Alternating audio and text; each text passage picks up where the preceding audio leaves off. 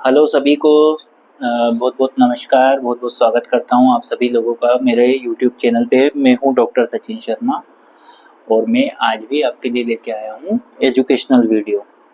तो दोस्तों, आप जैसा कि जानते हैं कि अलग अलग यूनिवर्सिटी में इस समय एग्ज़ाम चल रही है और हो सकता है कि आप लोगों का पेपर जो है एक दो दिन में हो। तो आज मैं जो वीडियो लेकर के आया हूँ, ये लेके आया हूँ मैं बीएससी सेकंड ईयर के स्टूडेंट्स के लिए। हाँ, क्योंकि कई सारे स्टूडेंट्स का जो है मुझे कमेंट बॉक्स में मैसेज आया था कि सर आपने सिर्फ एक यूनिट बनाई, बाकी यूनिट्स के बारे में आपने कब आप वीडियो डालने वाले हैं।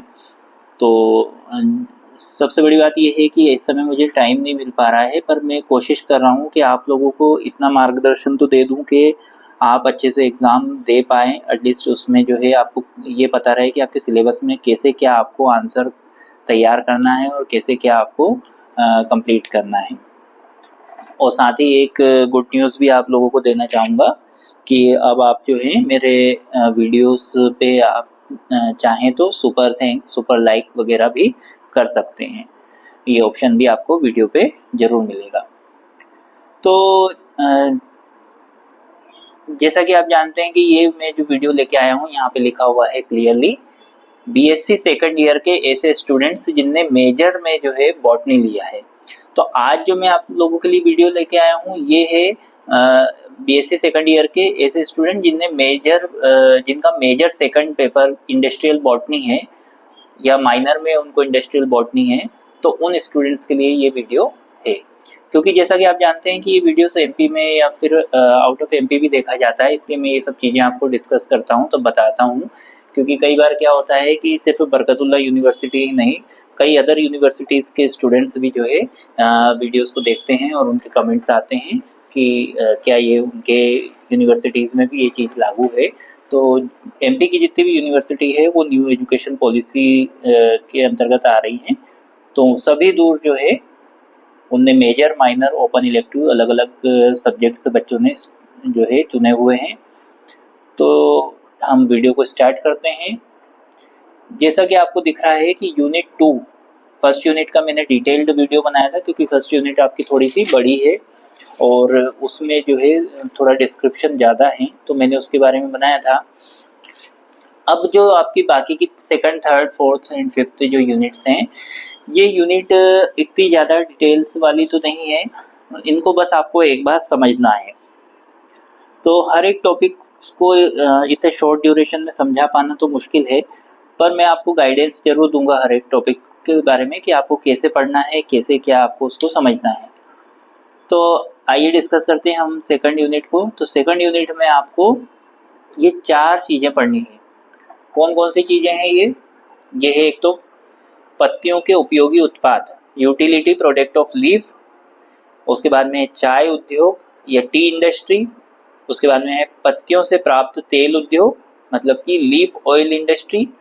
और मसाले के रूप में उपयोग की जाने वाली पत्तियां, लीव्स यूज्ड एज स्पाइसेस।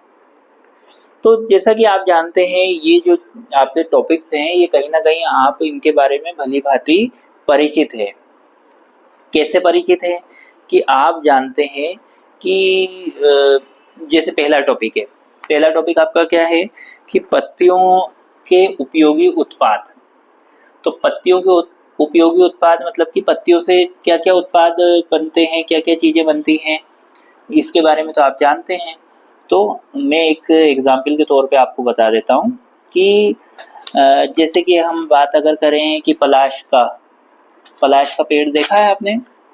तो पलाश के पेड़ को जो है हम ब्यूटिया मोनोस्पर्मा भी कहते हैं, या इसको पलाश या टेसू या नॉर्मली आप जो विलेज एरिया है वहाँ पर कई बार खाकरा भी इसको कहते हैं। तो आपने देखा होगा कि होली आने के पहले जो है पलाश के जो फूल हैं आपको दिखाई पड़ने लगते हैं। तो इस टाइप के जो है उसके फ्लावर्स होते हैं। इसके जो है इसके फ्लावर्स से जो है कलर भी बनाया जाता है।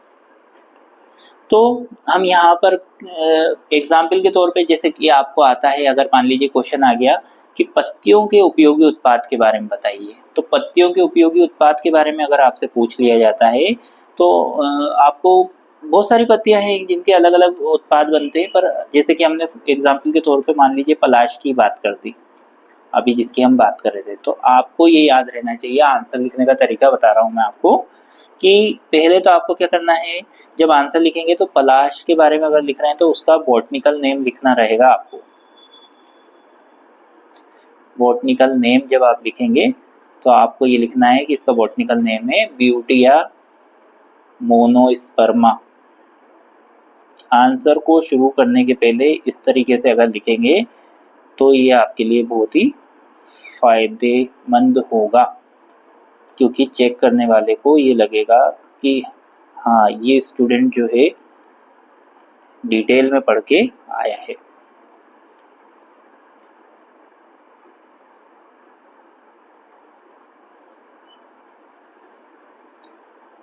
तो जैसे कि मैंने आपको ये लिख के बताया, क्या लिखा है मैंने कि पलाश के बारे में अगर हम बता रहे हैं, पत्तियों के उपयोगी उत्पाद की अगर बात करें तो पलाश के बारे में जैसे बता रहे हैं, तो इसमें मैंने लिख दिया कि बॉटनिकल नेम है इसका ब्यूटिया मोनोस्पर्मा और फैमिली जो है इसकी फेबेसी है।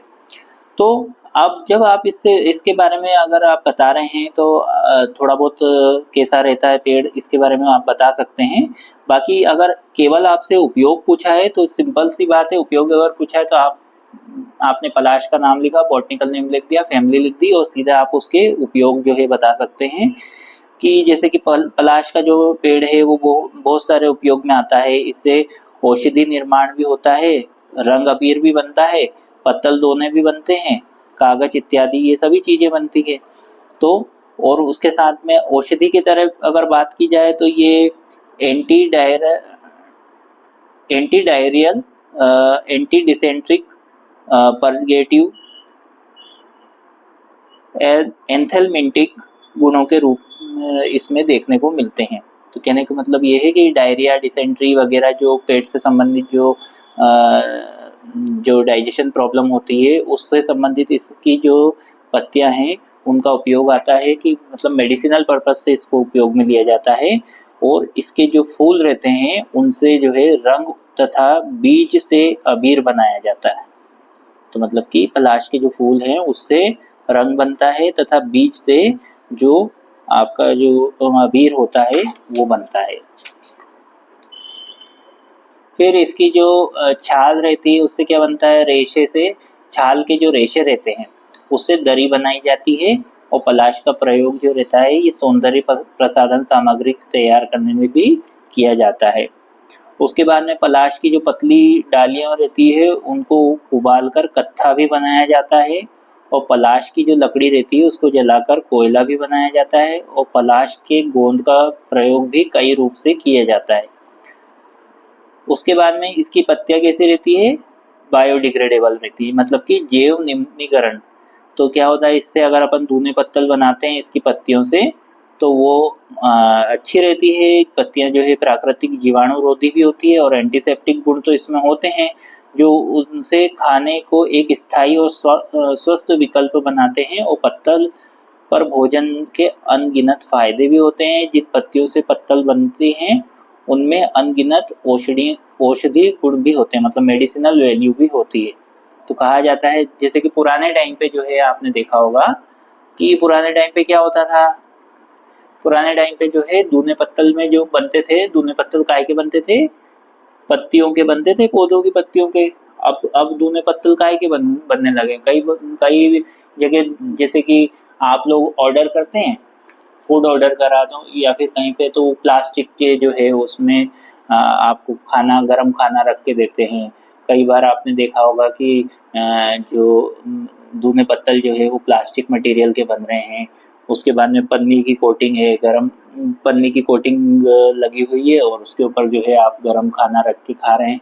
तो स्वास्थ्य के लिए बहुत ही हानिकारक वो चीज़ें होती है। तो दूने पत्तल मतलब कि ये कहने का एक तात्पर्य मेरा ये है कि आपको जैसे यहाँ पे ये दिख रहा है कि मैंने एक एग्जाम्पल के तौर पे जैसे पलाश के बारे में बताया कि पलाश का बॉटनिकल नेम क्या है, फैमिली क्या है और इसके उपयोग क्या हैं। तो सिर्फ आपको यही चीज़ पढ़नी है कि क्वेश्चन अगर पूछ लिया कि पत्तियों से के उपयोगी उत्पाद बताइए, तो आपको ये जो है, मान लीजिए आपने पलाश का ले लिया, उसके बाद में आपने फॉर एग्जांपल अगर केले का ले लिया, बनाना का ले लिया, तो बनाना का आप बॉटनिकल नेम डाल देंगे, फैमिली डाल देंगे, उसके बाद में फिर जो है इसके उपयोग के बारे में लिख देंगे कि केले के जो पत्ते रहते हैं वो चमकीले हरे रंग के होते हैं और आकार में काफ़ी बड़े और चौड़े भी होते हैं। बहुत सारे धार्मिक कार्यों में जो है पूजा में केले की पत्तियों का प्रमुख महत्व होता है। उसके बाद में सजावट के लिए भी उपयोग में लिया जाता है। और जो आपने देखा होगा कि साउथ इंडिया में जो केले की पत्तियां जो रहती है उसमें खाना खाया जाता है। अक्सर जो ऐसे कुछ फंक्शंस रहते हैं या नॉर्मल भी जो है केले की जो पत्तियां रहती है उससे जो है उससे जो है उस पे जो भोजन रख करके खाया जाता है।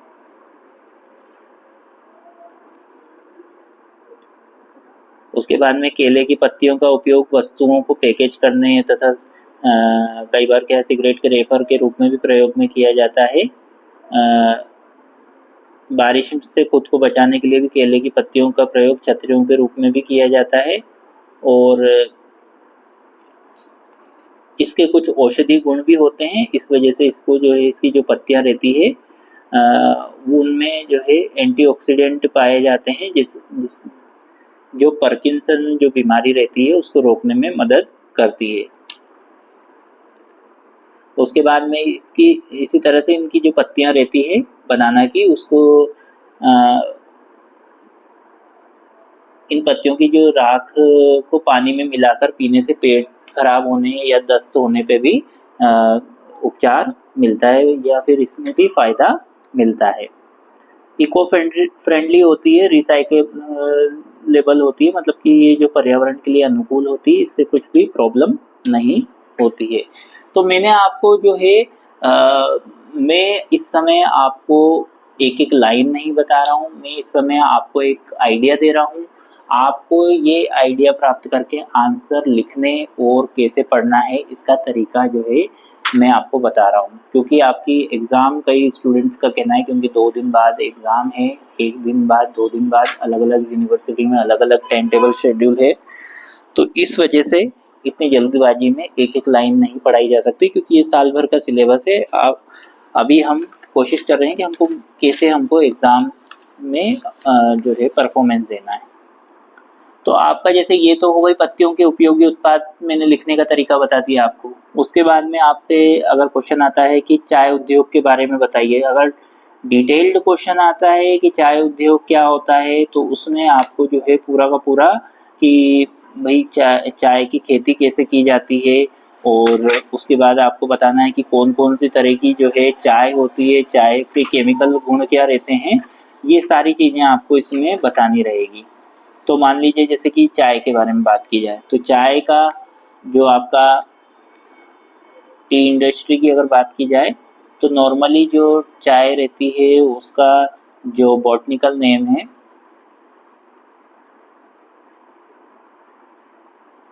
क्या है, वो कैमेलिया साइनेंसिस। ये सब चीज़ें बोर्ड पे पढ़ाने में काफ़ी अच्छी तरह से आपको समझ में आती, पर अभी हम शॉर्ट में इसको समझने का प्रयास कर रहे हैं। तो बॉटनिकल नेम हो गया आपका कैमेलिया साइनेंसिस और इसकी फैमिली हो गई थिएसी। तो अब इसको मैं आपको इसका आंसर लिखने का तरीका बता रहा हूँ कि अगर आपको क्वेश्चन पूछा जाता है कि भाई चाय उद्योग के बारे में बताइए, तो चाय उद्योग के बारे में बताना है तो आपको जो है पहले तो इसका बॉटनिकल नेम और फैमिली बताएंगे। उसके बाद में फिर आप जो है ये इसकी खेती कहाँ की जाती है, कैसे की जाती है। तो जैसे कि आप जानते हैं कि जो चाय जो है ज़्यादातर अपने को जो ठंडा इलाका है वहाँ पर देखने को मिलती है। जैसे कि आपका जो आसाम वाला जो रांची देहरादून वगैरह जो एरिया है, उधर की साइड आपको दार्जिलिंग में जो है सबसे ज़्यादा अपने को जो चाय के बागान देखने को मिलते हैं। तो ये चीज़ है। तो कि आपको जो है चाय के बारे में अगर पूछा जाता है तो आपको थोड़ा सा उसका ओरिजिन बताना है कि कहाँ से आई चाय। दुनिया के लगभग सभी देशों में लाखों लोगों के द्वारा जो है सेवन किया जाता है, और ये सबसे लोकप्रिय और पसंदीदा जो है नॉन अल्कोहलिक पेय है, और विश्व की जो है आधी से ज़्यादा जनसंख्या जो है वो नियमित रूप से चाय पीते हैं। तो ये सब चीज़ें इसकी है। उसके बाद में आपको जो है इसमें अगर मान लीजिए इसके केमिकल कॉन्स्टिट्यूएंट के बारे में पूछा जाए तो आपको कहना है कि चाय का सबसे जो प्रसिद्ध घटक है वो क्या है, कैफीन होता है, जो पेय को इसका उत्तेजक गुण देता है, लेकिन रंग, स्वाद और सुगंध में केवल थोड़ा सा इसका योगदान होता है। ताजी पत्ती में लगभग 4% ठोस पदार्थ कैफीन होता है, और पेय के एक कप में 60 से 90 मिलीग्राम कैफीन होता है। अब ये कैफीन आपने देखा होगा कि चाय पीते हैं तो थोड़ा सा आपको एनर्जेटिक महसूस होता है, तो वो एनर्जेटिक काय की वजह से होता है क्योंकि इसमें एक केमिकल पाया जाता है जिसका नाम है कैफीन। तो इसीलिए जो है इसका अधिक सेवन भी जो है नुकसानदेह हो सकता है, इसलिए कहा जाता है कि चाय एक लिमिट में पीनी चाहिए। जो कि क्या करती है, चाय की वजह से कई बार क्या होता है कि आपको एसिडिटी का प्रॉब्लम भी होता है। चाय ज़्यादा पीने से जो है पेट से संबंधित प्रॉब्लम भी हो सकती है, एक लिमिट में वो ठीक रहती है। तो चाय की खेती के बारे में अगर आप लिखेंगे तो चाय की खेती के बारे में आपको क्या लिखना रहेगा कि चाय की खेती कैसे की जाती है। तो चाय की खेती जो है वो सब ट्रॉपिकल या पहाड़ी स्थानों पे की जाती है। उपोष्ण कटिबंधी जिसको हम कहते हैं, उपोष्ण कटिबंधी मतलब कि सब ट्रॉपिकल क्षेत्र में या पहाड़ी स्थानों में देखने को मिलती है, और जहाँ पे प्रतिवर्ष लगभग 150 सेंटीमीटर वर्षा होती है, और अच्छी पैदावार के लिए लगभग 21 से 32 डिग्री सेल्सियस उत्तम माना जाता है। उसके बाद में जो चाय की जो झाड़ियाँ रहती है वो सुचारू रूप से पानी बहने वाली गहरी अम्लीय मृदा इसमें होना चाहिए, जिसका पीएच 4 से लेकर के 6 के बीच में होना चाहिए, और ह्यूमस जो है अच्छा होना चाहिए, मतलब वहाँ का सॉइल जो है वो अच्छा फर्टाइल होना चाहिए।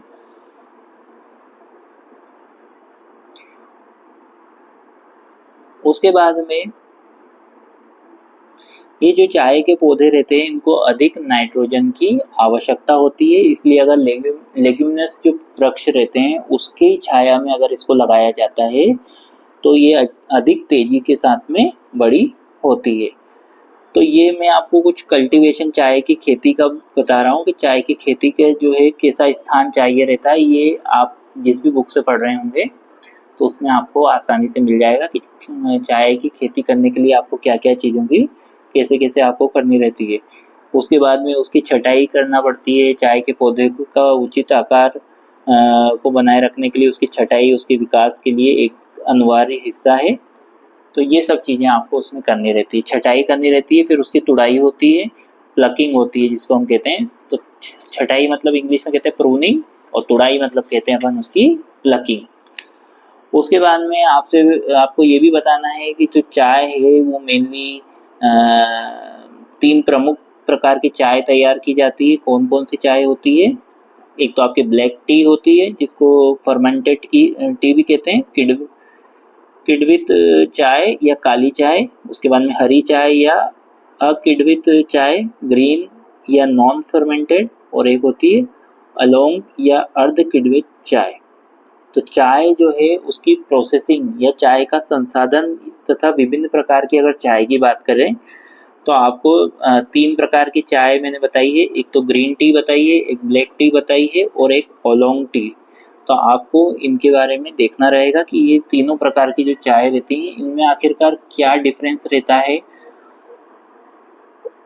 और ये कैसे, इनमें ज़्यादा कुछ डिफरेंस नहीं रहता है। इसमें बस डिफरेंस कुछ थोड़ी बहुत मात्रा में रहता है। जैसे कि अगर बात करें हम जैसे हरी चाय की अगर बात करें तो ग्रीन टी की अगर बात करें तो हरी चाय एक अन्य प्रकार की चाय है जो कैमेलिया साइनेंसिस के पौधे की पत्तियों से बनाई जाती है, और हरी चाय के निर्माण में चाय की ताज़ा हरी पत्तियों को मुरझाने और किण्वन की क्रियाएं नहीं की जाती है। तो ऐसे आपको अलग अलग प्रकार की चायों के बारे में डिस्कस करना रहेगा। तो आपको अगर क्वेश्चन आता है कि हो सकता है कि आपको चाय उद्योग का क्वेश्चन आ जाए, तो चाय उद्योग का अगर क्वेश्चन आता है तो आपको क्या करना है, सबसे पहले तो आपको उसका बॉटनिकल नेम लिखना है चाय का। उसके बाद में फिर आपको क्या करना है, मैं स्टेप वाइज आपको बता रहा हूँ। फिर आप क्या करेंगे कि उसके बारे में थोड़ा सा बता देंगे कि ये किस वातावरण में उगती है। आंसर को लिखने का तरीका होना चाहिए, क्योंकि जो चेक करता है आपकी कॉपी, वो एक ही कॉपी को चेक, एक कॉपी मुश्किल से 2 या 3 मिनट में चेक हो जाती है, मुश्किल या 3 या 4 मिनट बहुत बड़ी बात है। 2 या 3 मिनट में वो ऐसे ही दिख जाता है चेक करने वाले को कि उसने क्या लिखा है। तो आपका आंसर बहुत स्पष्ट होना चाहिए। आंसर जब आप स्पष्ट लिखेंगे और क्या वो चाहते हैं वो लिखेंगे, तो आपको, कई बच्चे बहुत सारी कॉपियां भरते हैं, उससे कोई मतलब नहीं है। अगर आप, जैसे कि आपसे चाय का क्वेश्चन पूछ लिया, आपने बॉटनिकल नेम लिख दिया, फैमिली लिख दी, उसके बाद में उसका थोड़ा सा हैबिटेट बता दिया कि भाई ये किस वातावरण में उगती है, उसके बाद में आपने इसका रासायनिक गुण बता दिया कि भाई इसका रासायनिक गुण ये होता है, उसके बाद आपने इसका जो है प्रकार बता दी, केमिकल बता दिया कि भाई हाँ रासायनिक गुण पे बात हो गई। उसके बाद में फिर हम सीधे बात कर रहे हैं कि इसका आपने प्रोसेसिंग बता दी कि भाई ये पहले तो बताया कि ये कितने प्रकार की होती है, चाय कितने प्रकार की होती है वो बता दिया, चाय कितने प्रकार की होती है, फिर वो कैसे जो है चाय तैयार की जाती, कैसे चाय चाय की जो पत्ती रहती है उसको कैसे तोड़ करके और कैसे जो है, पहले तो कल्टीवेशन आना चाहिए आपको। कल्टीवेशन मतलब कि क्या होता है कि उसको बागान को कैसे तैयार करना है, किस समय जो है पौधा कितना बड़ा हो जाए तब उसकी पत्तियों को आपको तोड़ना है, फिर उसको क्या क्या सीक्वेंस में आपको जाना है, तब जाकर के आपकी चाय पूरी तरह से तैयार होगी। तो ये सब चीज़ें आपको इसमें करनी रहेगी। तो अगर चाय के बारे में पूछा जाता है, चाय उद्योग के बारे में, तो आपको ये सब चीज़ें आनी चाहिए। उसके बाद में आपका, जैसे अगर क्वेश्चन आ गया कि भाई पत्तियों से प्राप्त तेल उद्योग के बारे में बताइए, कि लीफ ऑयल इंडस्ट्री के बारे में बताइए। तो लीफ ऑयल इंडस्ट्री में आपको क्या करना है, आपको जो है तेल के बारे में बताना है कि भाई अपने को पत्तियों से कौन कौन से प्लांट की पत्तियों से जो है तेल मिलता है और वो किस किस चीज़ों में उपयोग में आता है। तो मुख्य तौर पे जैसे कि आपको पता होना चाहिए, जैसे पुदीना है, तो पुदीना है या मिंट जिसको अपन कहते हैं, तो मिंट जो है इसका आपको बॉटनिकल नेम आना चाहिए और फैमिली आना चाहिए, और फिर आपको इसके बारे में जो है ये लिखना है कि आखिरकार जो पुदीना जो रहता है उसके बारे में आपको बताना है कि ये कैसे, किस माहौल में उगता है पुदीना, और इसका छोटा सा आप कल्टीवेशन बता देना कि भाई ये ऐसे ऐसे उगता है। फिर आपको इसका तेल कैसे एक्सट्रैक्ट किया जाता है, तेल कैसे निकाला जाता है, कि भाई इसको भाप आसवन किया जाता है, स्टीम डिस्टिलेशन किया जाता है, उसके बाद में विलायक निष्कर्षण सॉल्वेंट एक्सट्रैक्शन किया जाता है। तो ये चीज़ें आपको पढ़नी रहेगी इसमें। तो इसको आप एक बार जब पढ़ेंगे, जब आपसे मान लीजिए कोई क्वेश्चन लॉन्ग क्वेश्चन में पूछा जाता है तो आपको 2-3 पत्तियों के बारे में आना चाहिए। शॉर्ट क्वेश्चन अगर आपसे पूछा जा सकता है तो हो सकता है कि आपसे या तो पुदीना की पत्ती के बारे में पूछा जा सकता है, या फिर आपका जैसे कपूर है, कपूर का भी आपको अच्छे से आना चाहिए कि कपूर जो है वो उस कौन क्या बॉटनिकल नेम है, क्या कौन सी फैमिली का प्लांट है, इसके बारे में आपको आना चाहिए। कपूर या कैम्फर के बारे में आना चाहिए, कैम्फोर के बारे में। उसके बाद में नीम का तेल भी आता है, तुलसी का तेल भी आता है, यूकेलिप्टिस का भी तेल आता है, और लेमन घास क्या होती है इससे भी तेल जो है एक्सट्रैक्ट किया जाता है, वो कैसे। तो देखिए इसमें अगर इम्पोर्टेंट, ये आपको मैंने जो पौधों के नाम बताए ये सभी आपको इम्पोर्टेंट है। इनमें से कोई सा भी नाम भी पूछा जा सकता है कि भाई आप ये कपूर के बारे में बताइए, कपूर से तेल कैसे निकाला जाता है, या आपसे कह दिया कि तुलसी से तेल कैसे निकाला जाता है, तुलसी, या फिर आपसे बोल दिया कि लेमन ग्रास क्या होती है। तो ये मैंने जो जो नाम बोले हैं इनके बारे में आप एक जनरल तौर पे अगर पढ़ेंगे तो आपको बहुत अच्छे से समझ में आएगा। एक एक जिनका डिस्टिलेशन जो मतलब कि जो डिस्टिलेशन के तौर पे कौन से आसवन के द्वारा जो निकाला जा रहा है, भाप आसवन के द्वारा निकाला जा रहा है, क्या कई सारे जो पौधे रहते हैं उनकी जो टेक्निक रहती है वो सिमिलर भी होती है। तो आप 2-3 टेक्निक तो इतने अच्छे से पढ़ लीजिए कि वो जो शब्दूर उपयोग में आ रही है, ऐसी टेक्निक अगर आपने पढ़ ली तो वो आप जब आंसर तैयार करेंगे तो आपको ये याद होना चाहिए कि जैसे स्टीम डिस्टिलेशन है, कौन कौन से पौधे के अंदर स्टीम डिस्टिलेशन वाली प्रोसेस से तेल निकाला जा रहा है, तो आपको उस हिसाब से, तो ये मैंने पौधे बता दिए, मिंट है, नीम है, तुलसी है, कपूर है, यूकेलिप्टिस है और एक लेमन ग्रास, इनके बारे में आप देख सकते हैं। फिर आपका जो आखिरी वाला है वो है मसाले के रूप में उपयोग की जाने वाली पत्तियां। अब मसाले के रूप में तो देखो आपको पता है कि आप जो है मेथी की पत्तियों को भी सुखाते हैं और मसाले के तौर पे उपयोग में लेते हैं। तो कहीं ना कहीं ये आपसे रिलेटेड है, अपने किचन से रिलेटेड चीजें हैं।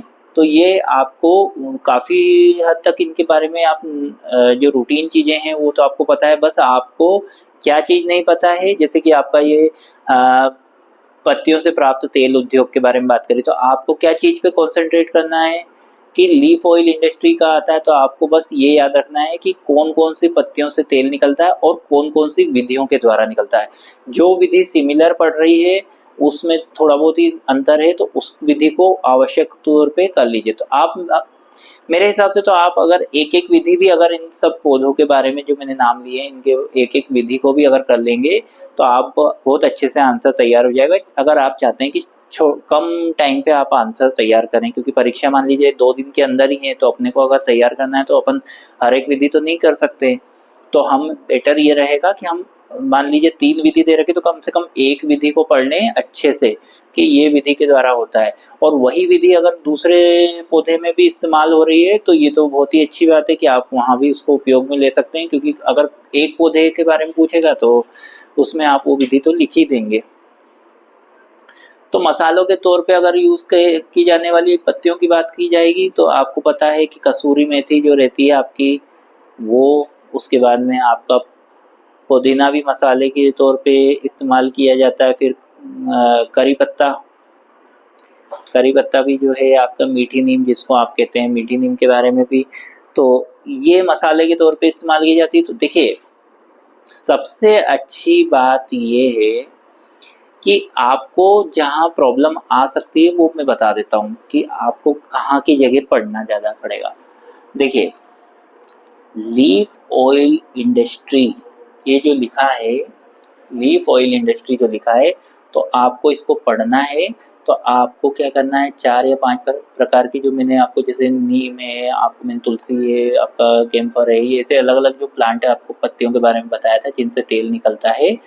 तो आप इनमें जरूर, बस आपको प्रॉब्लम क्या रहेगी इसमें, आपको सिर्फ क्या करना है कि किस किस मेथड के द्वारा इसमें से तेल निकाला जा रहा है, जिस तो कम से कम एक एक मेथड भी आप याद रख लेते हैं तो आपका काम हो जाएगा। ठीक, तो आपको ऑयल निकालने वाली जो उद्योग है उसके बारे में, तो पत्तियों से ऑयल निकालने वाले उद्योग के बारे में तो आपको समझ में आ गया। फिर चाय के बारे में आएगा तो चाय में आपको कुछ भी नहीं है, बस इतना याद रखना है कि चाय जो है किस माहौल में चाय का जो पौधा है वो कहाँ कल्टीवेट होता है, उसका हैबिटेट क्या है। उसके बाद में आपको उसका जो बॉटनिकल नेम और फैमिली है वो याद होना चाहिए, कितने प्रकार की चाय होती है और वो जो है वो कैसे बनाई जाती है, बस ये चीज़ आपको इसमें याद रखना है। ठीक, ये तो फर्स्ट वाला तो बहुत इजी है ही सही। फर्स्ट वाले में तो कुछ भी नहीं, वो आपको मैंने केले और वो उसके पलाश के बारे में बताया था कि उसके दूने पत्तल बनते हैं ना, और उसकी जो है मेडिसिनल वैल्यू है, वही याद रखना है।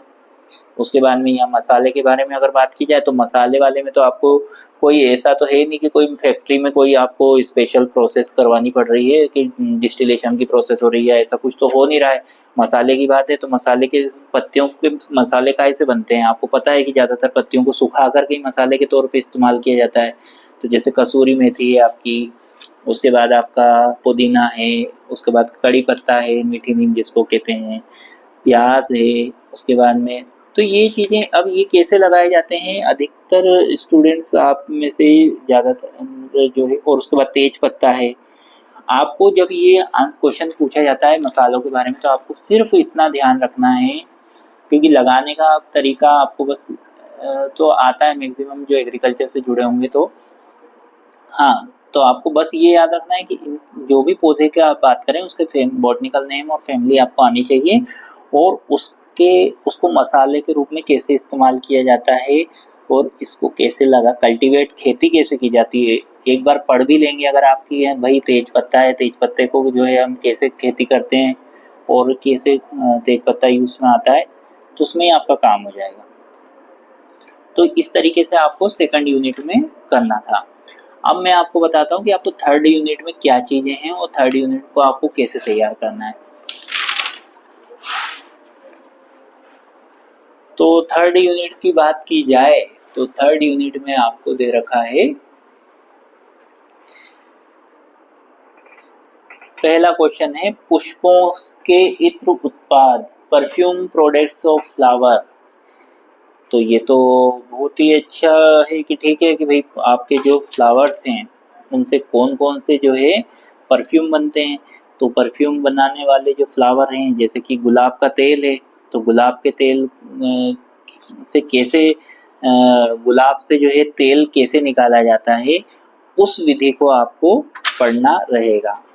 उसके बाद में जैसे चमेली का तेल है, तो चमेली का तेल जो है उसकी बॉटनिकल नेम, उसकी फैमिली और उसको कैसे लगाया जाता है चमेली को और उससे तेल कैसे निकाला जाता है, बस ये चीज़ें।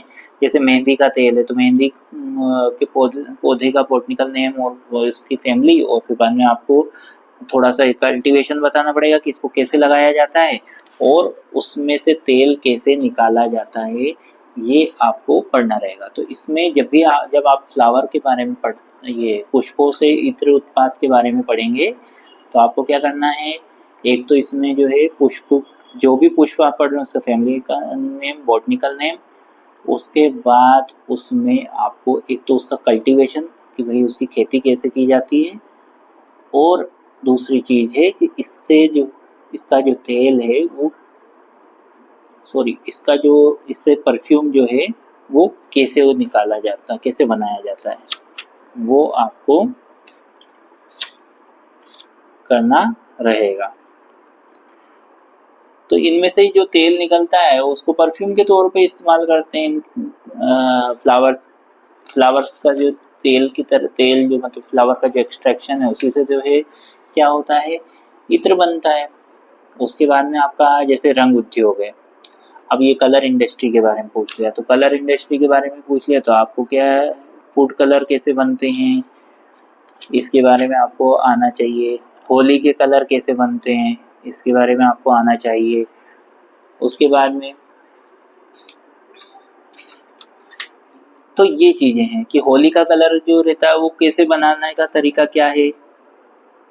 जैसे पलाश को आप होली के कलर बनाने के लिए इस्तेमाल में अगर ले रहे हैं तो पलाश के जो पलाश होली के रंग जो है वो अलग अलग होते हैं, तो इसके जो फूल रहते हैं पलाश के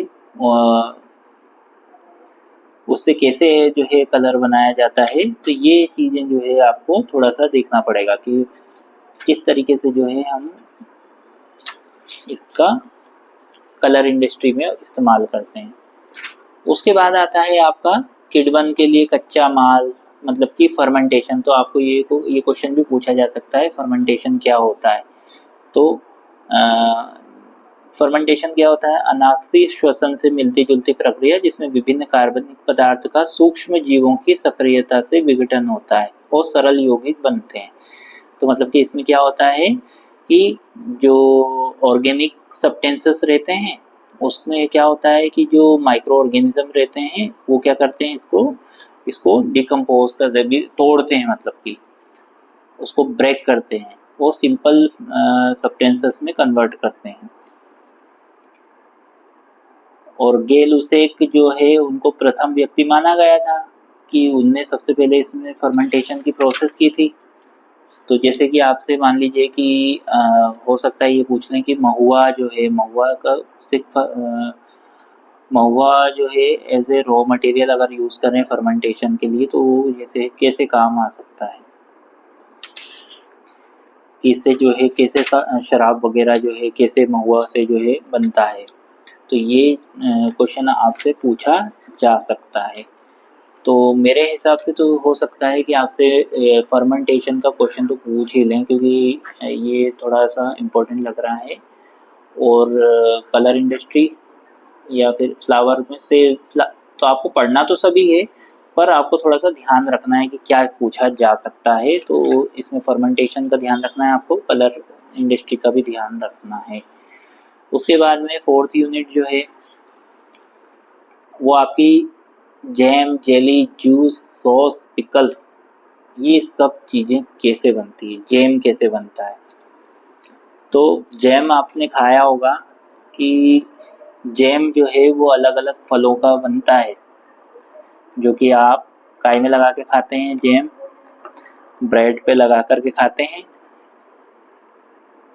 कई सारे जो जैम रहते हैं। अब जैम कैसे बनता है कि जो पदार्थ, उस पदार्थ को, जो फलों के गुदे को चीनी के साथ मिलाकर निश्चित गाढ़ेपन तक पकाने से तैयार होता है, वो जैम कहलाता है। तो jam is prepared by boiling the whole fruit pulp with sugar to moderately consistency without retaining the shape of the fruit। कहने का मतलब ये है कि जो पल्प निकलता है, उसमें से जो गुदा निकलता है फलों का, उसको एक निश्चित मात्रा की चीनी मिला करके जो है उसके गाढ़ेपन आने तक पकाया जाता है और ऐसे जैम बनता है। अब क्या हुआ कि जैम कैसे बनाया जाता है, फिर जेली कैसे बनाई जाती है। अब जेली जो है, जेली किसे कहते हैं कि फलों के पेक्टिन युक्त रस को चीनी के साथ उस अवस्था तक पकाना कि एक नर्म तथा लगभग ठोस पदार्थ बनकर तैयार हो जाए, उसे जेली कहते हैं। तो जेली मतलब जेली वाला आपने जैसे कि चॉकलेट भी आती है जेली वाली, वो भी आपने खाया होगा। तो वो कैसे बनती है उसके बारे में आपको इसमें पढ़ना रहेगा। जूस के बारे में तो आपको पता ही है कि जूस कैसे बनता है। उसके बाद में आपको सॉस कैसे बनता है। सॉस आपने टमाटो सॉस खाया है, तो वो कैसे बनता है ये आपको आना चाहिए कि भाई सॉस एक पकवान है जो द्रव अवस्था में या अर्ध द्रव अवस्था में होता है, जो तथा दूसरे भोजन के साथ या उसे सजाने के लिए भी प्रयोग में लिया जाता है। सॉस प्रायः अकेले कभी भी ग्रहण नहीं की जाती है। सॉस के प्रयोग से किसी दूसरे व्यंजन का स्वाद बदल जाता है या इसके प्रयोग से भोजन देखने में सुंदर, आकर्षक लगता है। तो सॉस जो है फ्रांसीसी भाषा का शब्द है जिसका अर्थ होता है नमक मिलाया हुआ या नमकीन। तो जो है आपका टमाटर सॉस कैसे बनता है ये आपको आना चाहिए। फिर अचार कैसे बनता है। अचार हर एक के घर पे बनता है, मैंगो का भी बनता है, लेमन का भी बनता है, या मिक्स्ड अचार भी बनता है। तो वो कैसे बनता है तो इसके बारे में आपको पढ़ना रहेगा। फिर आपका जो है पोहा और दाल उद्योग। तो पोहा और दाल उद्योग के बारे में आपको पढ़ना है कि पोहा जो है कैसे बनता है। पोहे का जो उत्पादन जो है पोहा, इसको हम फ्लैग्ड राइस भी कहते हैं, इसकी तकनीक क्या होती है।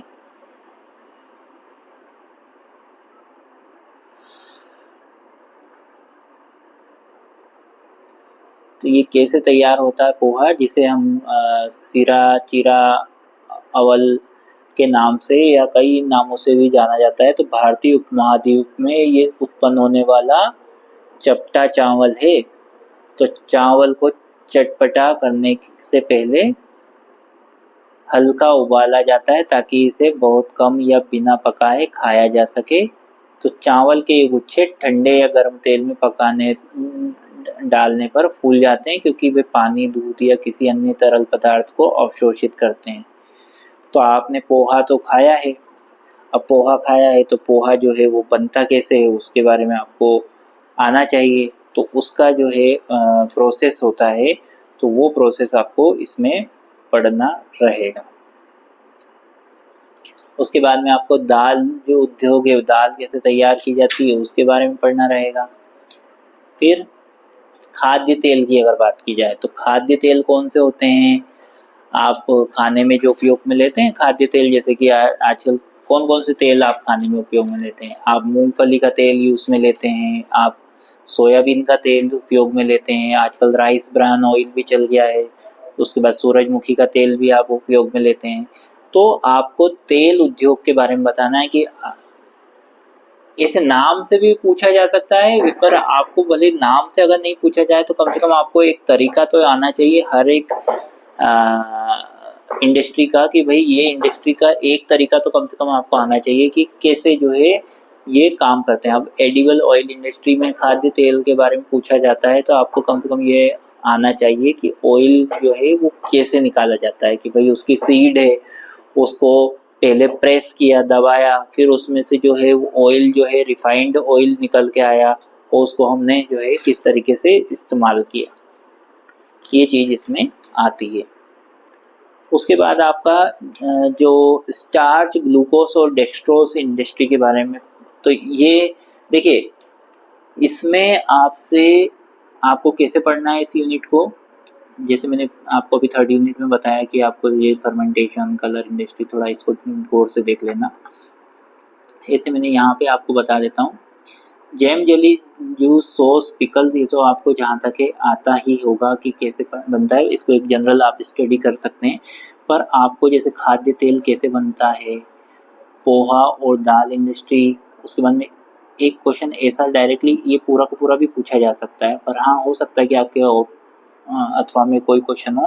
पर ये जैसे स्टार्च, ग्लूकोज और डेक्सट्रोज इंडस्ट्री, आप इसमें ये कर सकते हैं कि लास्ट मोमेंट पे अगर तैयारी चल रही है आपकी कि भाई अब मेरे पास समय नहीं बचा है, अगर आपके पास में समय ना हो और यूनिट आपको ये वाली ज़्यादा बड़ी लग रही हो, तो आप सिर्फ फिर ये इतना भी पोर्शन कर लेंगे तो इसको आप अथवा में छोड़ भी सकते हैं, या फिर आप इसमें से ये 3 को अगर कर रहे हैं तो फिर इसको आप छोड़ सकते हैं। ये वाली ट्रिक भी आप इसमें इस्तेमाल कर सकते हैं, क्योंकि अगर आपने कुछ भी नहीं पढ़ा है साल भर में तो फिर लास्ट में आपको कुछ ना कुछ तो ट्रिक अपनानी पड़ेगी कि कैसे आप इसको कंप्लीट करें। अब जैसे 2 दिन या 1 दिन बचा है तो उसमें मैं आपको हर एक टॉपिक को तो एक्सप्लेन कर नहीं सकता, पर मैंने आपको ये सिलेबस भी इस तरीके से समझाया है कि आप आंसर लिखने के लिए तैयार रहें कि आप आंसर कैसे लिख सकते हैं। उसके बाद में आपकी जो 5वीं यूनिट है वो है आपकी चीनी और गुड़ उद्योग, कि भाई चीनी कैसे बनती है और गुड़ कैसे बनता है, ये आपको आना चाहिए। तो आपकी जो ये 5वीं यूनिट है इसमें एक तो है आपका चीनी और गुड़ वाला एक ये वाला जो है इसको आप थोड़ा सा पढ़ लेना कि ये हो सकता है पूछ लें कि भारत में अनुदान और वित्त पोषण प्रदाता संगठन, की भाई आपने मान लो कि कुछ कोई से उद्योग को आप लगाने वाले हैं, तो आपको भारत में जो इंडिया में कौन कौन से फंड और ग्रांट मिल सकती है, जिससे जैसे हम कहते हैं ना कि सब्सिडी देते हैं कुछ उद्योग लगाने के लिए, गवर्नमेंट अपनी तरफ से कुछ ना कुछ जो है प्रोवाइड करती है जिससे कि हेल्प, जिससे कि छोटे मोटे उद्योग धंधे भी लगा सके व्यक्ति। उसके बाद में चीनी और गुड़ उद्योग को अच्छे से कर लीजिए आप, और एक अगरबत्ती और ये वाला, और उसके बाद में आपको इनमें से आप एक को कर सकते हैं मेरे ख्याल से। एक ग्रांट कौन कौन सी जो है अनुदान मिलता है, प्रोजेक्ट कैसे तैयार करते हैं किसी की चीज़ का प्रपोजल, कि भाई अपने को कैसे कोई सा उद्योग लगाना है, तो इसकी एक जनरल रीडिंग कर लेंगे अगर आपके यहाँ मुझे ये उद्योग लगाना है तो इसके लिए मेरे को क्या क्या चीज़ों की ज़रूरत पड़ेगी, तो वो आप कर सकते हैं। उसके बाद में आपको ग्रांट वगैरह जो क्या गवर्नमेंट देती है वो आप कर सकते हैं। तो ये तो मैंने आपको सारी यूनिट्स, फर्स्ट यूनिट को तो डिटेल्स में मैंने आपको समझाया था, और ये जो second, third, fourth, fifth unit है इसको मैंने आपको ऐसे तरीके से समझाया कि आप इसको अच्छे से कर सकें। इस वीडियो को देखने के बाद में आपको जैसे जब आप पढ़ेंगे तो आप तैयारी करेंगे, जल्दी जल्दी आप तैयारी करेंगे, तो आपको किसी पॉइंट पे ऐसा लगे कि ये चीज़ मेरे को समझ में नहीं आ रही, ये मैं समझना चाहता हूँ, तो वो आप मुझे कमेंट बॉक्स में बता सकते हैं कि सर ये वाला टॉपिक हमको थोड़ा सा डिफिकल्ट लग रहा, तो आप समझा देंगे। तो मैं अगर मुझे टाइम मिलता है तो मैं डेफिनेटली आप लोगों के लिए वीडियो बना दूंगा उस चीज़ का, पर उसके लिए जो है समय भी चाहिए। तो अगर आपको आपको कोशिश करनी है कि आप इसको प्रिपेयर अच्छे से करें। और चैनल जैसे कि आपको पता है तो इसमें आप लाइव अभी मैं लाइव क्लास भी लेता, पर अभी क्या है कि एग्ज़ाम चल रही है आप लोगों की, इसलिए थोड़ा सा समय नहीं मिल पा रहा है। तो आप जो हैं अच्छे से प्रिपेयर करिए, अच्छे से आंसर को तैयार करिए, थोड़ा सा आपका दिमाग को आप इस तरीके से इस्तेमाल करिए कि लास्ट मोमेंट पे हम कैसे क्या करें। मैंने आपको तरीके बताए हैं, बिल्कुल उस तरीके से करेंगे तो आपको शॉर्ट टाइम में अच्छी प्रिपरेशन हो जाएगी। तो आज के लिए इतना ही काफ़ी है, मिलते हैं नेक्स्ट वीडियो में। Best of luck for the exam.